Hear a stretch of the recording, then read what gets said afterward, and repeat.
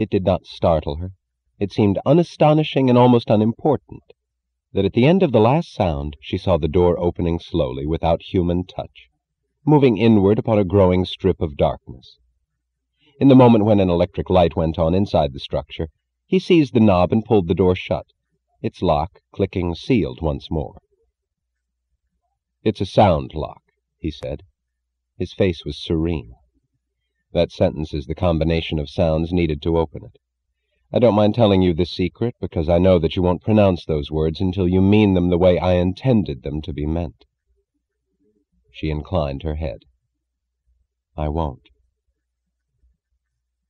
She followed him down to the car, slowly, feeling suddenly too exhausted to move. She fell back against the seat, closing her eyes, barely hearing the sound of the starter. The accumulated strain and shock of her sleepless hours hit her at once, breaking through the barrier of the tension her nerves had held to delay it. She lay still, unable to think, to react, or to struggle, drained of all emotions but one. She did not speak. She did not open her eyes until the car stopped in front of his house. "You'd better rest," he said, "and go to sleep right now, if you want to attend Mulligan's dinner tonight." She nodded obediently. She staggered to the house, avoiding his help. She made an effort to tell him, "I'll be all right," then to escape to the safety of her room, and last long enough to close the door. She collapsed face down on the bed. It was not the mere fact of physical exhaustion. It was the sudden monomania of a sensation too complete to endure.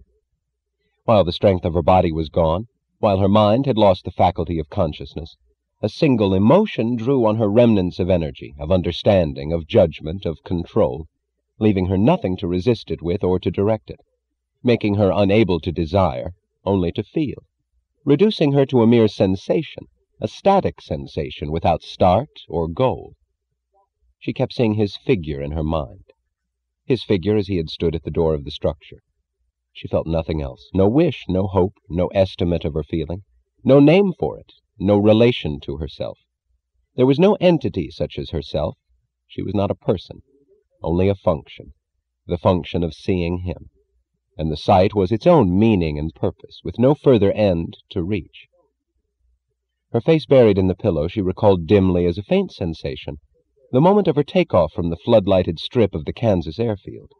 She felt the beat of the engine, the streak of accelerating motion gathering power in a straight-line run to a single goal. And in the moment when the wheels left the ground, she was asleep. The floor of the valley was like a pool, still reflecting the glow of the sky. But the light was thickening from gold to copper. The shores were fading, and the peaks were smoke blue when they drove to Mulligan's house. There was no trace of exhaustion left in her bearing, and no remnant of violence. She had awakened at sundown, stepping out of her room. She had found Galt waiting, sitting idly motionless in the light of a lamp. He had glanced up at her. She had stood in the doorway, her face composed, her hair smooth, her posture relaxed and confident.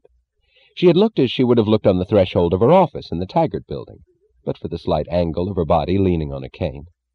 He had sat looking at her for a moment, and she had wondered why she had felt certain that this was the image he was seeing. He was seeing the doorway of her office, as if it were a sight long imagined and long forbidden. She sat beside him in the car, feeling no desire to speak, knowing that neither of them could conceal the meaning of their silence. She watched a few lights come up in the distant homes of the valley, then the lighted windows of Mulligan's house on the ledge ahead. She asked, "Who will be there?" "Some of your last friends," he answered, "and some of my first." Midas Mulligan met them at the door. She noticed that his grim, square face was not as harshly expressionless as she had thought. He had a look of satisfaction, but satisfaction could not soften his features. It merely struck them like flint, and sent sparks of humor to glitter faintly in the corners of his eyes, a humor that was shrewder, more demanding, yet warmer than a smile. He opened the door of his house, moving his arm a shade more slowly than normal, giving an imperceptibly solemn emphasis to his gesture. Walking into the living room, she faced 7 men who rose to their feet at her entrance. "Gentlemen, Taggart Transcontinental," said Midas Mulligan. He said it smiling, but only half jesting. Some quality in his voice made the name of the railroad sound as it would have sounded in the days of Nat Taggart, as a sonorous title of honor. She inclined her head slowly, in acknowledgment to the men before her, knowing that these were the men whose standards of value and honor were the same as her own, the men who recognized the glory of that title as she recognized it, knowing with a sudden stab of wistfulness how much she had longed for that recognition through all her years. Her eyes moved slowly in greeting from face to face. Ellis Wyatt, Ken Danager, Hugh Axton, Dr. Hendricks, Quentin Daniels. Mulligan's voice pronounced the names of the two others. Richard Halley, Judge Narragansett. The faint smile on Richard Halley's face seemed to tell her that they had known each other for years, as in her lonely evenings by the side of her phonograph they had. The austerity of Judge Narragansett's white-haired figure reminded her that she had once heard him described as a marble statue, a blindfolded marble statue. It was the kind of figure that had vanished from the courtrooms of the country when the gold coins had vanished from the country's hands. "You have belonged here for a long time, Miss Taggart," said Midas Mulligan. "This was not the way we expected you to come, but welcome home." "No," she wanted to answer, but heard herself answering softly, "Thank you." "Dagny, how many years is it going to take you to learn to be yourself?" It was Ellis Wyatt, grasping her elbow, leading her to a chair, grinning at her look of helplessness, at the struggle between a smile and a tightening resistance in her face. "Don't pretend that you don't understand us. You do." "We never make assertions, Miss Taggart," said Hugh Axton. "That is the moral crime peculiar to our enemies. We do not tell, we show. We do not claim, we prove. It is not your obedience that we seek to win, but your rational conviction. You have seen all the elements of our secret. The conclusion is now yours to draw. We can help you to name it, but not to accept it. The sight, the knowledge, and the acceptance must be yours." "I feel as if I know it," she answered simply. "And more. I feel as if I've always known it, but never found it. And now I'm afraid, not afraid to hear it, just afraid that it's coming so close." Axton smiled. "What does this look like to you, Miss Taggart?" He pointed around the room. "This?" She laughed suddenly, looking at the faces of the men against the golden sunburst of rays filling the great windows. "This looks like... You know, I never hoped to see any of you again. I wondered at times how much I'd give for just one more glimpse or one more word. And now this is like that dream you imagine in childhood, when you think that someday in heaven you will see those great departed whom you had not seen on earth, and you choose from all the past centuries the great men you would like to meet.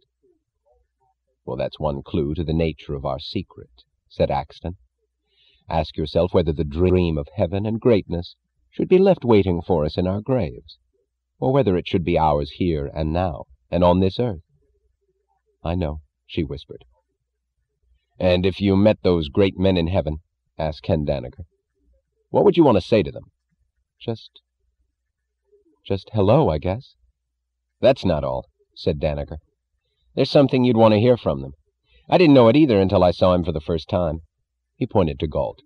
"And he said it to me. And then I knew what it was that I'd missed all my life. Miss Taggart, you'd want them to look at you and to say, 'Well done.'" She dropped her head and nodded silently, head down, not to let him see the sudden spurt of tears to her eyes. "All right, then. Well done, Dagny. Well done. Too well. And now it's time for you to rest from that burden which none of us should ever have had to carry."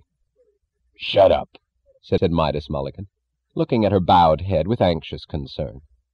But she raised her head, smiling. "Thank you," she said to Danager. "If you talk about resting, then let her rest," said Mulligan. "She's had too much for one day." "No," she smiled. "Go ahead, say it, whatever it is." "Later," said Mulligan. It was Mulligan and Axton who served dinner, with Quentin Daniels to help them.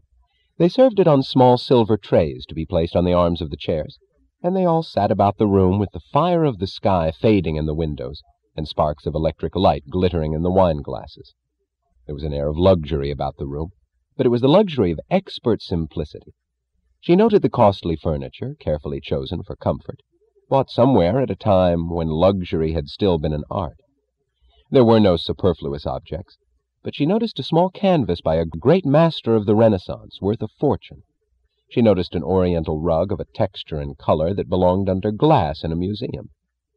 This was Mulligan's concept of wealth, she thought.